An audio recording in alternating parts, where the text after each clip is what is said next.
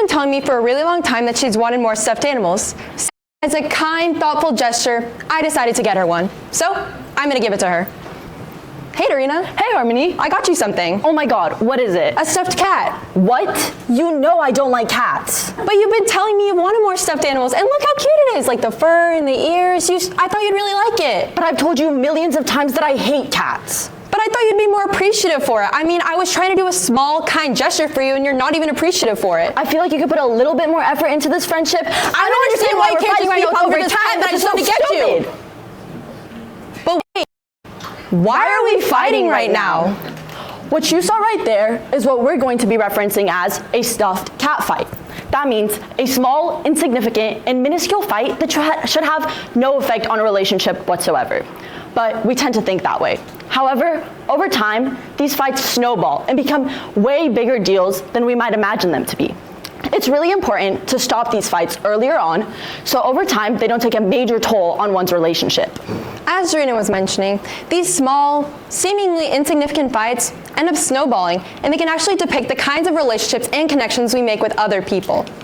Dating culture, that's defined as the emotional, psychological, and physical connections with other people, are actually controlled by small, what we feel are insignificant interactions between two people.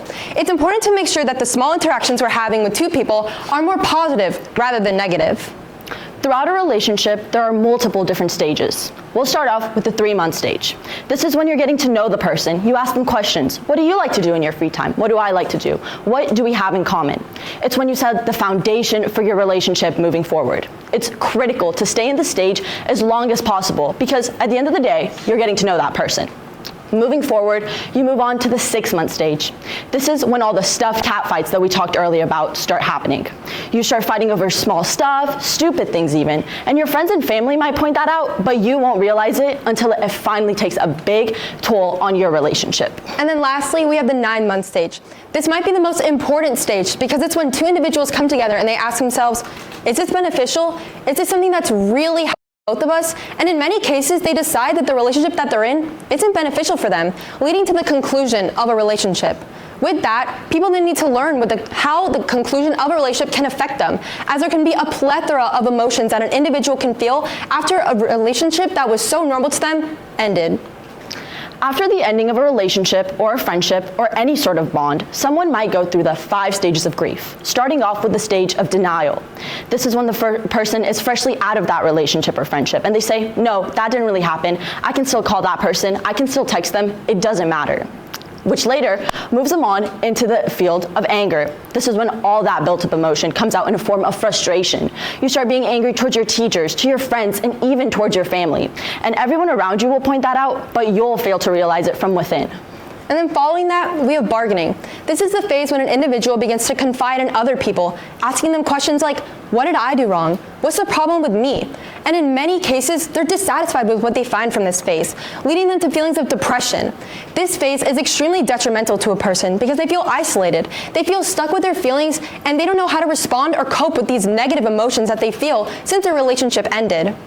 If someone makes it past all these stages, they get to the final stage of acceptance. This is when they're finally at peace with themselves, with the decisions they made. This is where everyone needs to be. It's critical for your mental health. It's critical for your relationships around you, and it's important to get here. However, not that many people do.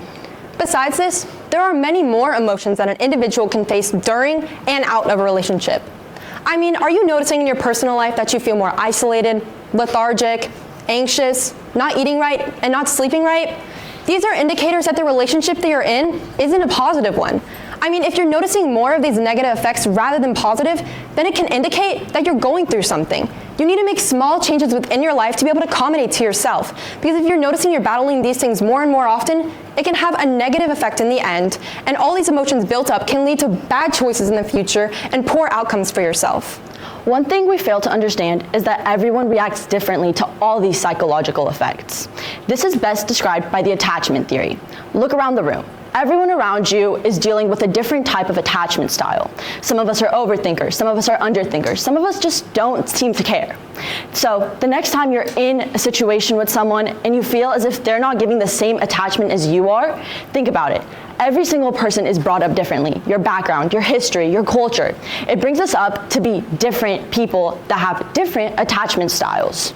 As Dorina mentioned, two people interacting can come in many different ways because we both have different kinds of emotional, psychological, and just overall feelings of well-being. So let's think about it like this.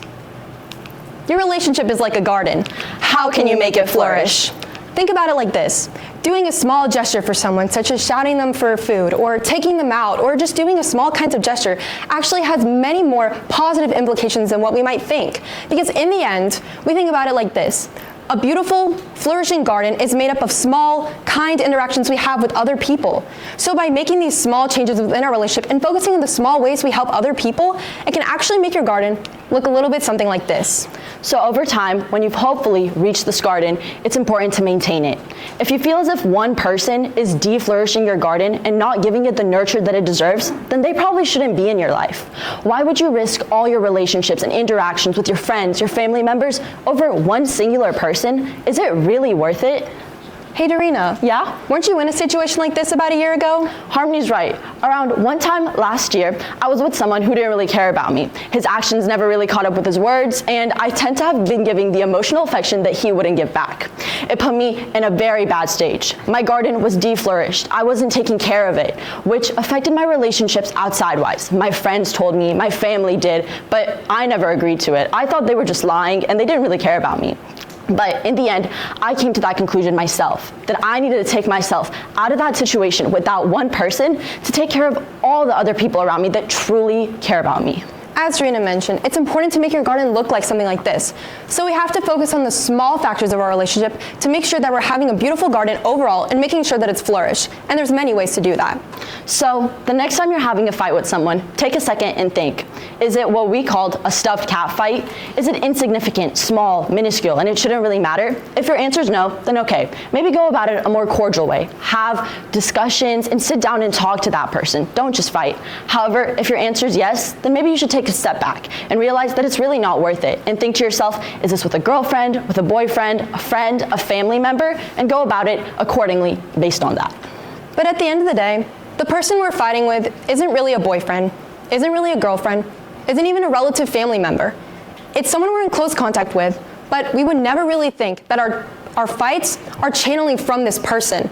They root from somewhere every single time, and if you notice that you're fighting about the same things over and over and over again, it comes from the same place for a reason. And that person you're constantly fighting with is you. You're having these constant issues and these fights with other people because you're not focusing on your own garden. You're having stuffed cat fights with yourself. You need to take time and think to yourself. Think about, are you prioritizing yourself? Are you making important changes in your life to focus on your well-being and your own happiness? The reason that you're having so many fights and poor interactions with other people is because you're neglecting yourself. You're not eating right. You're not sleeping right. You're not doing the things that are important to have your positive well-being, and your garden is de-flourishing. So you're gonna keep having those stuffed cat fights until you take a moment and think about how you can make your garden flourish. So in the end, take care of you first. Thank you.